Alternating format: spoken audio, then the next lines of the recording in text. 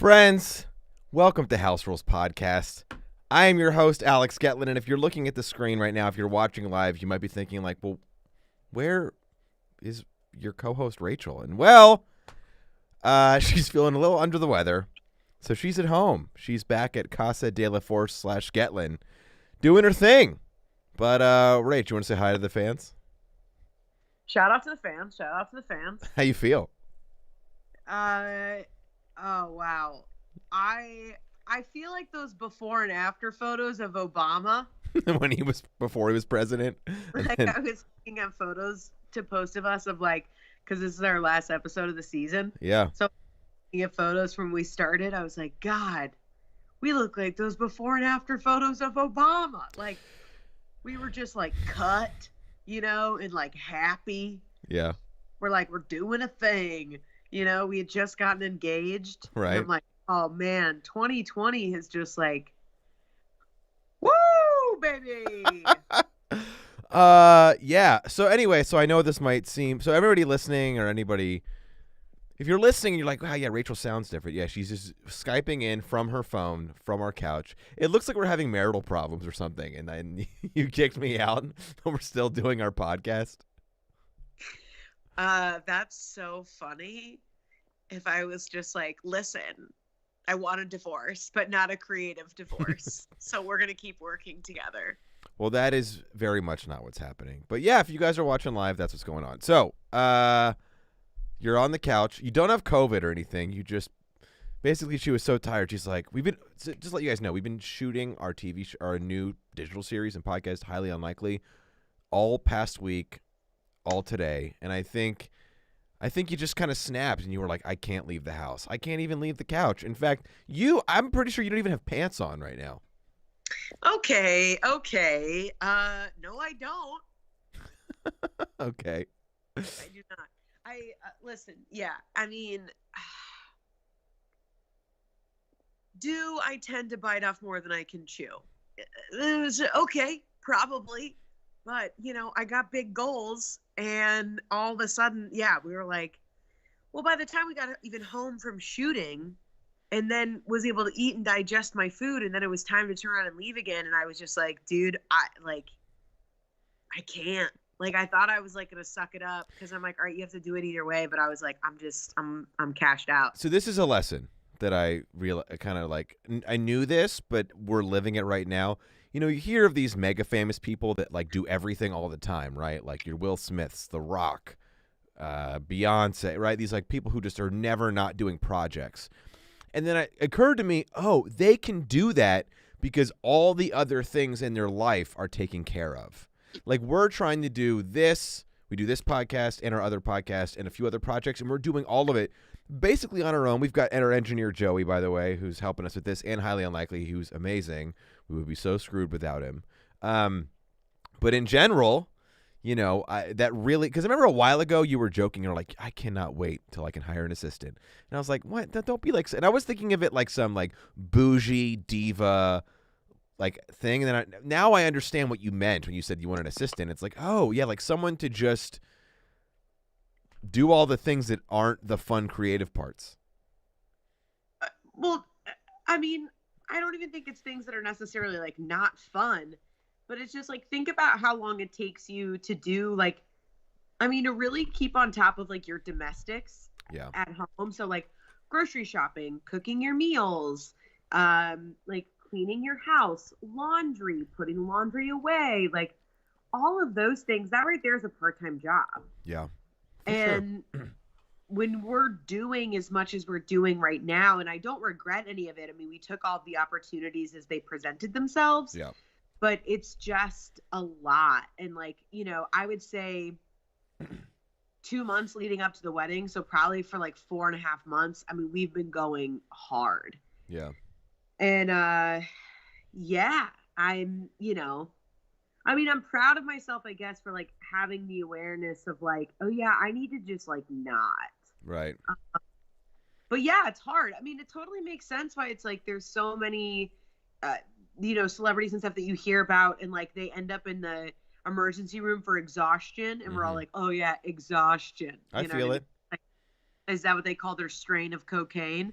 But at the same time, it's like, Exhaustion sounds like a perfume line, you know, like from like Exhaustion by Selena Gomez. oh my God, that is so funny. Give me the VO for the Exhaustion line. I'm just like, ah, ah. When the going gets tough, you get going. Exhaustion by Selena Gomez. I like it, yeah. Or no, leave him breathless. Exhaustion. Funny. That would be good, right? That's the ad. It's like one of like a girl, like it's got to be a montage of her day. You know, like she wakes up, puts a little spritz on, goes to her workout class, comes home, goes out again, runs some like cute errands, you know, like coffee and groceries, puts another spritz on, goes home, gets ready, goes out with her girlfriends, and each time a different guy like smells her scent and is like like breathless, and it's like exhaustion. Leave him breathless. Well, I was thinking more about how women like that are emotionally exhaustive. So I feel like that's a take that I would do, where it's just like a bunch of B-roll of a girl like going through a dude's phone and then being like, "What's this? What's this?" Right. You know, and just like zooms in on some girl's ass, and it's like, "Oh, who's Tara? Who's Tara?" But it's all B-roll, you know. I gotta cut in for a second. It's still very weird for me to like. I don't know where to look. Like I'm looking at you on the monitor, and I'm kind of looking at the camera, and I'm kind of looking at my laptop, and it's just talking to you via Skype when I was in our house literally like 30 minutes ago is very bizarre to me. I feel like you and I have had every iteration of communication possible. So to me, I'm just like, yeah, of course this is what we're doing. Like, I've never written you a letter. Okay, well then it's about due time. You might want me to go mail it. I mean, I don't know if you have to do that. You can like sneak it under my pillow or something. By the way, have you really never written me a letter? No, I'm never away from you long enough where it would make sense. I've written you like cards for the holidays. But it's always anyway, this is silly. So I know you said this before, but just to recap for the fans really quick, this is the last episode of House Rules Podcast, not only for the year, but forever. We'll never have another House Rules Podcast. Now, can we just like sit on this for a minute? Can we just like make a meal out of this? Because that's what I was thinking about, where part of me, I was like, I kind of love that the last episode is me in our home too exhausted to come to work, literally. Yeah. And you're there because it's like, and I also kind of like that this iteration of House Rules has existed just in the year 2020. Right. It really is a time capsule, obviously, for us, but I feel like even the things we've talked about, it's going to feel like I can't wait in like 2 years from now to pull old episodes and like pull different bits out, because the world is going to look so different. Yeah. Well, we started this in January. That's what I mean. Like we started in January when like, you know, we were co-headlining shows, doing stand-up shows together. We were engaged. We're like, we're starting this podcast. The world is our oyster. And then, you know, big king fall hard, you know, in comes COVID. And then we're doing it in our living room in our house in Georgia. Yeah. Wow. That was a time. And then I feel like, you know, with the election and like the more and more, and then, you know, race riots and, you know, COVID protests, and like the more and more dust that got kicked up this year, the more and more intense our conversations got. Yeah. And then through that, I feel like we found this new iteration of the show that we want to do. So I think it's really special that this kind of like sits alone as its own entity in a sense. Like I don't feel now like it's a rebrand. I feel like this was the first iteration of the show we did, and kind of like putting a cap on it. Yeah. And then, I like that. Yeah, it really was born and saw its end in 2020. Next year, guys, you know this from the previous episodes, but just to reiterate, so Rachel and I are still going to be podcasting weekly next year. It might end up being a few times a week, but it's Common Ground. That is the new name for the show, and we just decided that, you know, when we picked House Rules, we kind of just picked a name. Didn't have a lot of thought behind it. Figured, hey, we live in a house, let's make up some rules. It was very silly. but we came to the name Common Ground because, as you guys know, some episodes we talk about political stuff, current events. Other episodes, maybe Rachel talks about like modalities and spiritual nonsense. Not nonsense, I'm sorry. Spirituality. And then I, give my take of like, well, I'm not very spiritual, but I appreciate, good, positive mental health and stuff. You're giving me this look like, don't even bother coming home right now. Well, the best part is that all of my faces are being isolated because it's in Skype. Yeah. So you're really getting the full spectrum of my emotional feelings about you calling the way I lead my life nonsense. I didn't say that. Well, no, you did, and then you caught yourself. But yeah, no, you're right. We come to the world from very different places, which I think makes our conversations and our relationship, both within our marriage and our creative and comedy partnership, so unique dense and almost like lucrative in a way. Like I feel like there's a lot to mine there. Yeah. So yeah, I mean, really hearing more and more from everybody, and that was like the biggest feedback because everyone's like, "We love your dynamic, we love your dynamic," and I was like, "We gotta kind of hone in on that." And I just thought we're gonna build out this new home studio, and I'm like, let's do a morning show. Let's have people Amen. wake up with us.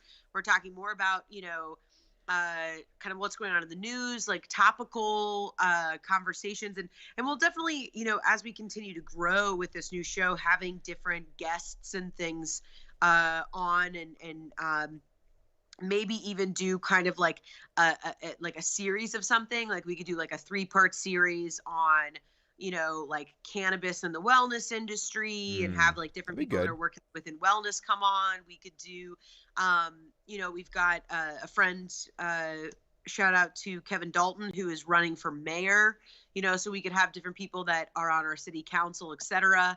Like have them come out. So there's a lot of stuff that we're going to do. So we're really excited, and we really hope you guys want to grow with us and transition over to our new show, Common Ground. Yeah, that'd be great. Well, on public news, like current events is what I'm trying to say, because I want to dabble into this, because I'm sure you'll have lots of thoughts. We can do a little bit of like, our meaty content stuff for this episode. So Congress, I guess, apparently just approved a $900 billion stimulus package to try and keep the economy going, even though we're like, speeding towards a cliff of inflation. People need money, right? So $900 billion. So I saw this thing tweeted out by a libertarian person I follow. So they broke this down. So that means $600. That's what we're supposed to get in this stimulus check. Are you still there? Yeah, sorry, my mom is calling me. 1 second. Here, you can take that. We'll hop off the phone. I'll just do No, you're all good. Okay. This is what happens live, guys. We're Skyping in. My mother. Well, so she was just wanting to make sure that you're good. Yep. This is for sure the way we're going to end the podcast in 2020. All right. So anyway, so they're sending another $600 stimulus check to everybody. Remember that? That's what it said exactly. God, the longer we go into 2020, hearing that they're only giving people $600, I mean, it just. Well, listen to this. Hold on.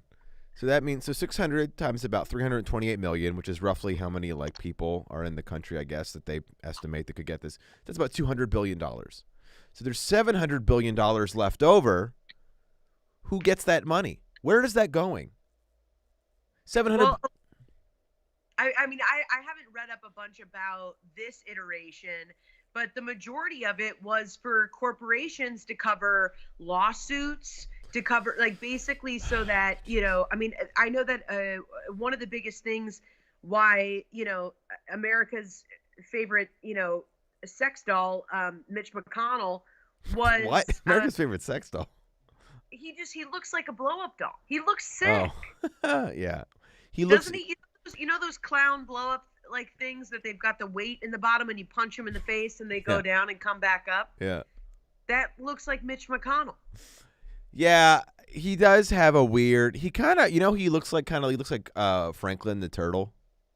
Oh, that's so funny. Yeah, he also kind of looks like an old banana who's just wearing glasses. Yeah. So what did Mitch McConnell say? Well, basically, the whole thing was that when they blocked this before, not before the holidays, but one of the last times that Congress, they take breaks all the time. What are they doing? They're not working that hard. Yeah, I That's know. the thing I can't figure. I mean, so many breaks. I don't understand. I mean, what are they tired from? All they do is like sit there and talk. I don't know. Well, you know what? Our guest we had on Highly Unlikely today, Ben Glebe, who famously tried to run for president, he said one of the things that burned him out was the nonstop fundraising, and that all these Congress people and different candidates, they're just hours and hours a day trying to raise money. And that honestly probably is why they're like nuts and tired. And I mean, think about if for like 5 hours a day, your job was to call people that you might not even really like and beg them for money so you could keep your job in 4 years. Yeah. I mean, it would suck. There's a punchline in there somewhere, and my brain's not ticking fast enough to grab it. But here's what I'll say. So the sad banana, he blocked it basically because corporations wanted to be able to deny sick pay if people got COVID, and then also not allow anybody to go after corporations of being like, hey, I got COVID on the clock, and you won't give me sick pay. So it was basically like, hey, let's keep working people in an unsafe working environment and then also like not give them any aid. So it wasn't only are we bailing out corporations again, it was also, let's even give them more power to screw over the working, lower middle class. Right. I mean, the whole thing is absolutely insane. And that was the only reason why I'm getting a little frustrated. There's a lot of folks I know on the left that are like, oh, finally, we passed this stimulus bill. And I'm like, stop saying it's $900 billion or whatever stop saying that. Yeah. Because it's not what it is for the American people is a $600 check, which isn't going to cover anything for anyone. Yeah. Dude, I don't think there's a single place, maybe like rural places. I don't know if there's a single city in this country where your rent is $600. No. And even if it was at this point, the fact that the majority of that money is going to corporations or back pay for corporations is disgusting. Yeah. Yeah, I agree. Like, to me, if I was in Congress, like, that's the other thing, that the audacity of folks that are incredibly self-serving when it comes to, like, their lobbyists, their, investors, their, all of the things that are basically lining their wallets. I'm like, why even tell anybody that you passed it? You know what I mean? Like, Yeah. You also put a bill through that was like, hey, we're only going to tell the American people we gave them money. Like, you might as well, if you're going to be a con man, essentially, and out in the open, like, that's the thing to me that just, like, literally just makes my blood boil, is when it's like, stop pretending like you're doing this thing to stimulate the economy or do anything to help the American people. Yeah, I do wonder if we're going to get to the point where I think we're already kind of there, where we're just like, oh, yeah, anything you say to us is a lie. We know it's all dog shit. Well, it's also like, don't serve me a shit sandwich and call it lobster. Like that, that's my other thing where it's like, so I just, there's, if we want to get into it, we're experiencing a huge astrological shift. Here we go. All right. I knew it would come to this. Let's hear it. Listen, I was going to start telling you about it yesterday when I got out of my workshop, and you said, save it for the podcast. Yeah. So tell everybody about this workshop. Okay. So, well, that's neither here nor there. I think it was more, listen, here's what I'll say about astrology. I think it's totally valid to go. Anybody who just lives their life by it is probably a psychopath. Yeah. I feel like that's a relatively fair statement. But I also feel like if you believe in science at all, not to understand that there's an actual, right? Like, we know that the tides are tied to the moon. We know that seasons are tied, right? And like all of these things, there's a cause and effect with everything that's within our environment, right? up into like we have a flu season. We have a season simply because of the changes in weather affects our body differently, that then infects viruses differently, right? All of these things are cause and effect. So they don't, exist um separately, Yeah. for lack of a better word. And so a lot of people, I think, when you're utilizing astrology in a way that feels balanced, is using it as a guide, right? In the Mm-hmm. same way you would anything else, whether it's religious text or anything, really people can use it as a guide to find clarity. Um, but it's very interesting because, I think we've talked about this, if not on this podcast before, the idea that history doesn't repeat itself, but it does rhyme. Yeah, that's it. Someone who said that. Somebody shared that recently with us. I don't think it was our buddy Anthony. It might have been him, actually. Somebody like that. Somebody that was in our home, I feel. But at any rate, I'm so attracted to that. And so what we're seeing astrologically right now is a huge shift of basically what is turning over the next 200 years. So there's certain planets right now. We have Jupiter and Saturn that are conjunctured, which means they're kind of in combat. They're right next to each other.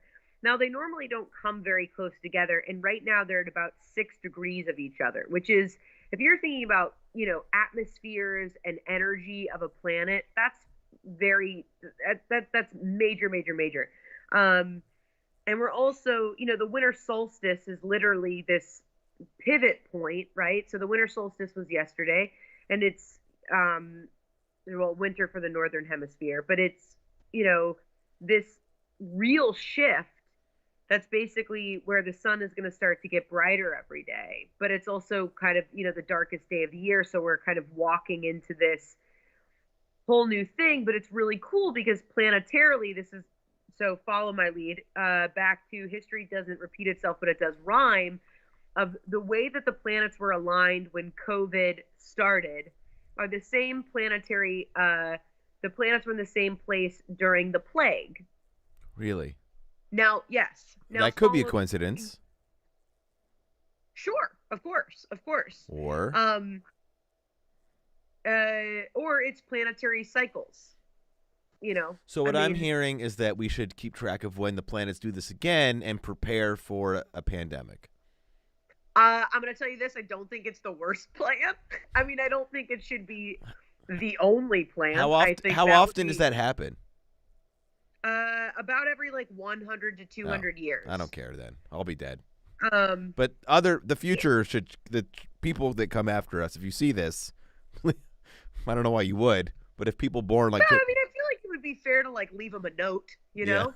Hey, maybe just take a look at the stars or something. I always wondered that. Sorry, can I go on a tangent really quick? Sure. So I don't know if you know this, but with nuclear power, there's radioactive material that they they don't know how to destroy it. So they've been burying it in the ground in very remote places. And I feel like they should probably have some way to let people know hey, if you stumble across this, it's nuclear. Don't if 400, 500 years from now someone's digging for treasure and they came across this nuclear radioactive material. Does that make sense? Yeah, that's insane. That could burying it in the ground. That feels like a kid who breaks, a lamp at home and then tries to hide it behind the couch. That just doesn't seem like a really long-term situation. If you're listening, by the way, feel free to fact check this because I'm not positive, but I'm pretty sure that they don't have a better way to destroy nuclear waste, so they just bury it. Dude, only humans. Only humans. Yeah, but if if we didn't do that, we'd be living in caves and running away from bison and stuff. Well, what's better, being addicted to our phones and working all the time? I don't know. One's just more evolved than the other, but I probably should get some sleep. But here's what I want to say. We can wrap up soon. No, I'm just laughing because my thoughts are so outrageous right now. But so what's interesting also is the planetary shift, right, from where we were in about January to March with COVID and mirroring that of the plague is as the shift is happening of what's happening right now was also what we saw at the start of the Renaissance.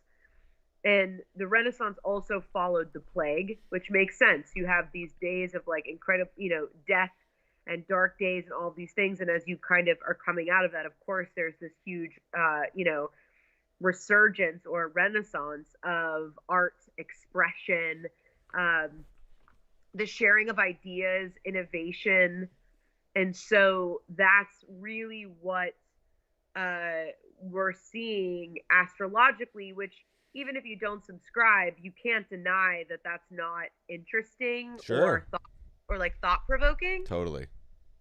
Um, and that's why I'm just so interested in so many different types of modalities because I feel like we have them available as humans as things to study, to be aware of, to bring into our awareness.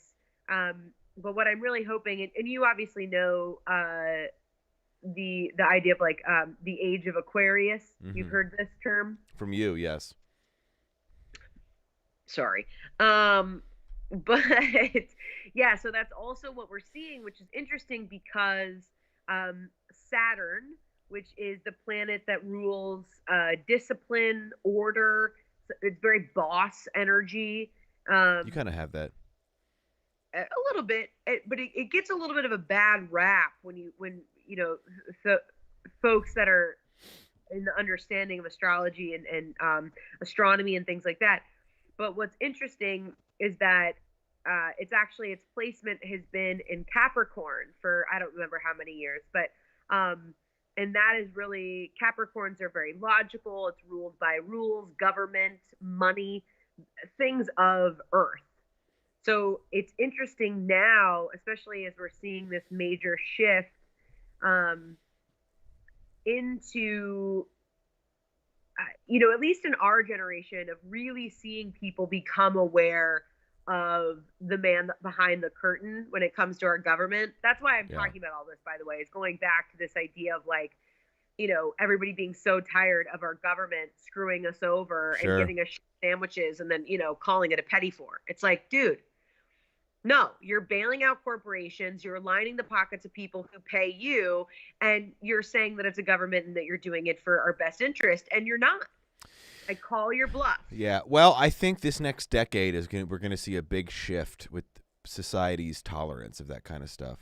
But that's what's so interesting. So again, going into this idea that now that Saturn will be ruled in Aquarius, again, just food for thought, something interesting to think about, which is, Aquarius is a sign, it's an air sign. It's so the air elements, obviously, earth, wind, fire, great band. No, so you have earth, fire, air, and water. And so it's an air sign, and it's also the sign of humanitarianism, of the collective innovation, the sharing of ideas, thinking outside the box. So from that standpoint, and also just seeing, from the human standpoint of obviously I live on planet Earth, and seeing all of these things that, the destruction that was COVID, but sometimes destruction is a good thing. Mm-hmm. When you wipe, and I'm not talking about the death. I know. That there's been some very, I don't say I that. think you mean like when you can get a clean slate and, really start fresh. Well, I mean, things have to burn down in order to do something different. And it's incredibly painful. And, again, the way that this all has been handled, in my opinion, has been so from a place of ego and not from a place of humanitarianism and not from a place of healing the collective and not from a place of really wanting to help people. I mean, we really could have saved a lot of lives if we would have operated from a place of saying, hey, we're human and this is a very real virus that we don't know the extent of what's going to happen. Here's what we all need to do. But I feel like, say what you want about Trump, but to me, he's not a good leader in the sense of uniting people, of speaking from a place of honesty and leading from a place of integrity. Yeah. And that's really what we needed. And everybody that was also in positions of power, it's all about looking good, serving their own ego. And nobody was thinking about what are we going to do, for all of these people. So anyway, I just share all of that to say, like, as we go into this new year, really think about all of that stuff, no matter what side you sit on politically. Because to me, this is all a bipartisan issue. Humanitarianism, the idea of like really governing and leading people. Obviously, I know there's policy. I know that, you know, there there are good things, I believe, that come out of policy in this balance of power. I mean, I don't believe that our entire system is corrupt. I do think there's people out there that are really fighting to make things better and to find a balance that works for the collective. I do genuinely believe that. But I also believe with a system that's this big and has been this corrupt for a long time, like, this is not a time to go back to your life and go, oh, this isn't my problem. This isn't, like, everybody, I think, is responsible. And I also think, like, if you pick one issue, Yeah.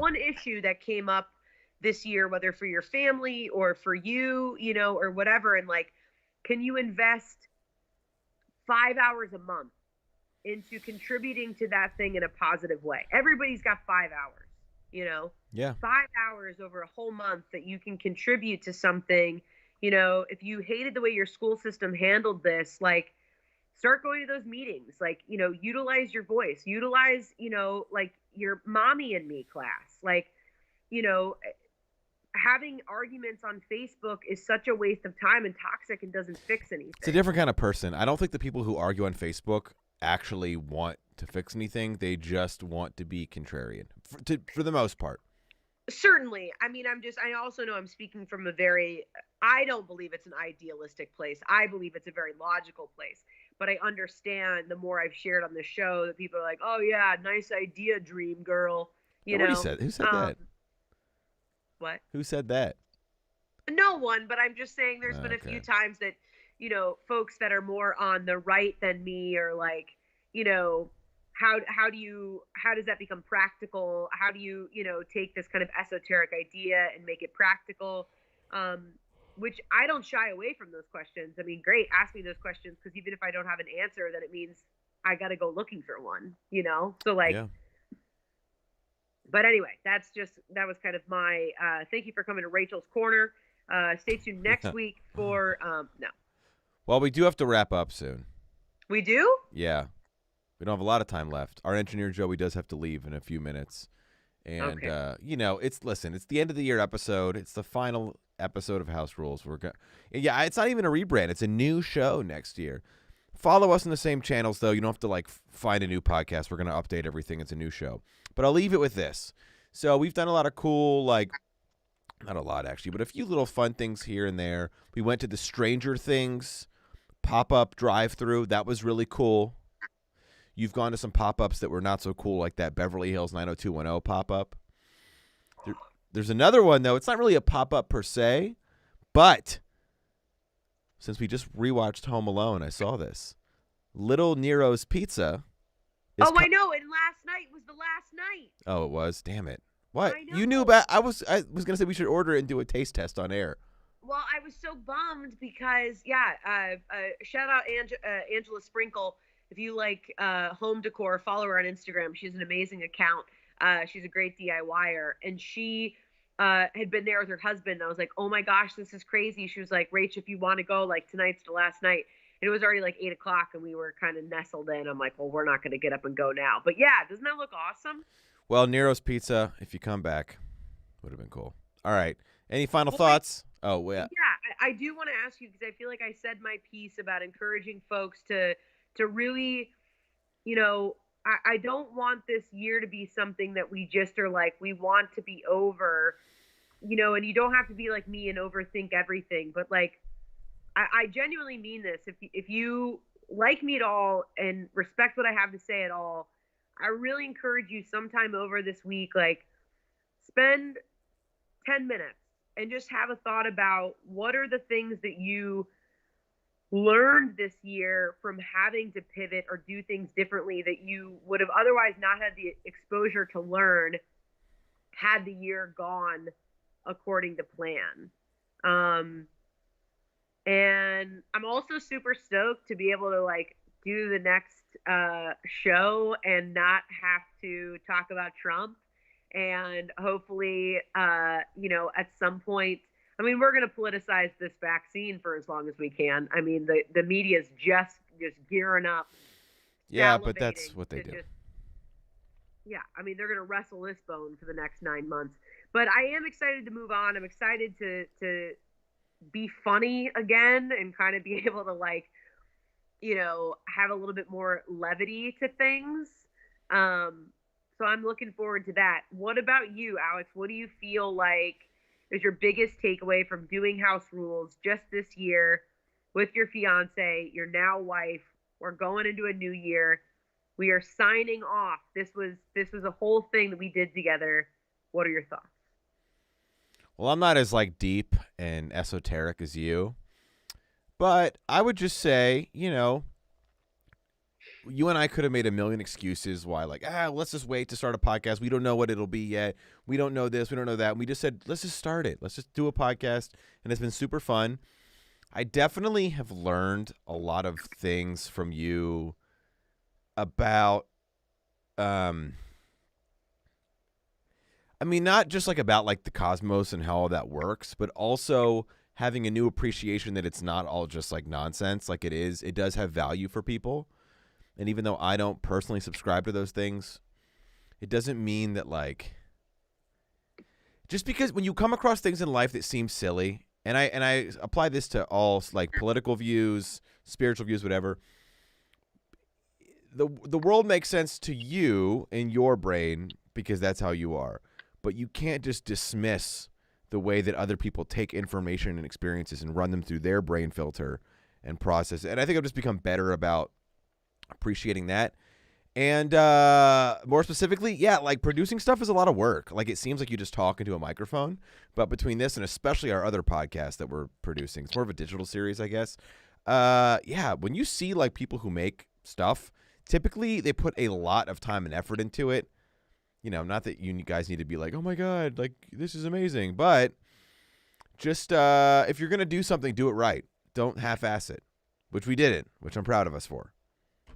Yeah, I mean, honestly, production is so much work. It's made me so tired that I didn't show up to work tonight. I did this pantsless from our couch. Yeah. That's it. Well, on that note, guys. Well, I will say, Alex, thank you for doing this with me. Thank you for starting this first project that has now, created a production company. It's created multiple other projects. And I also want to say thank you so much to everybody who has watched every week, who comments, who has shared it with friends or downloaded it. I mean, I love talking, obviously, but like knowing that what we're talking about is relevant or has created a community is so much more than I could have even hoped for with this. And we're so stoked to share with you all of our other projects and continue to grow with you. Amen. And thanks to Joey, by the way, for every week crushing it. Dude. Joey's been with us. I think he showed up around episode very shortly when we got back from Atlanta. I don't remember when exactly, but it must have been around July, I guess. August, maybe. Yeah. And amen to JoJo over here, dude. You guys can't see him and you rarely hear him, but he's great. Yeah, he's like Jesus. He's always watching. All right, babe. On that note, should we wrap it up? We should. You guys, we love you so much. Have a wonderful holiday. Have a wonderful, wonderful new year. Stay safe. Wash your hands. Be kind. And we will see you about the second. Monday, January 11th is when we're going to launch Common Ground. There we go, baby. We will see you then. Be well.